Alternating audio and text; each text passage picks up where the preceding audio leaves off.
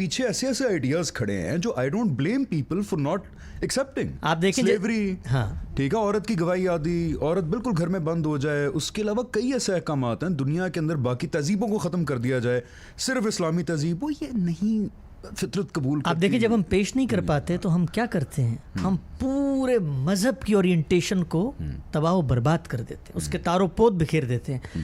جب ہم سے کوئی پوچھتا ہے کہ اس کی وجہ کیا ہے، اس کی حکمت کیا ہے، یہ ماڈرن ٹائمز میں اس کی ریلیونس کیا ہے، تو ہم کیا کہتے ہیں، بھائی دین تو ایمان بالغیب کا نام ہے، دین تو بے عقل ماننے کا نام ہے. سیدنا علی نے کہا تھا اگر دین کی بنیاد عقل پہ ہوتی تو جو ہے مسا وہ موزے کے نیچے ہوتا، اوپر نہ ہوتا. اور دین میں عقل دوڑانا تو اصل میں سرکشی ہے، اصل میں بغاوت ہے، اصل میں فتنے کو پروان چڑھانا ہے. تو ہم کرتے کیا ہیں، وہ خدا کا دین جو کفار کو کہہ رہا ہے کہ سوچو، تم اپنی عقل کیوں نہیں استعمال افلا تاقلون افلا تدبرون افلا تبصرون ام علی قلوب اقفالها کہ دلوں پہ تالے پڑے ہوئے ہیں. اور پھر ان کو کیا کہتا ہے، کیا کہتا ہے، کہتا ہے کہ لاؤ کوئی علمی دلیل ہے، اثرات من العلم، کوئی دلیل لے کر آؤ اس بات کے مقابلے میں جو پیغمبر لے کے کھڑے ہیں.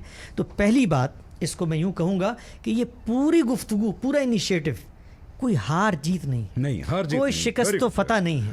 یہ لوگوں کو گلے سے لگا کر سمجھانا ہے کہ خدا کا دین گلی بازاروں میں رسوا ہو رہا ہے. آج آپ دیکھیں یوٹیوب کے اوپر، یہ فیس بک کے اوپر ہم تحریکیں چلاتے ہیں، جی الہاد بہت پھیل رہا ہے، الہاد بہت پھیل رہا ہے. کبھی ان سے گفتگو تو کریں کہ ان کے سوالات کیا ہیں.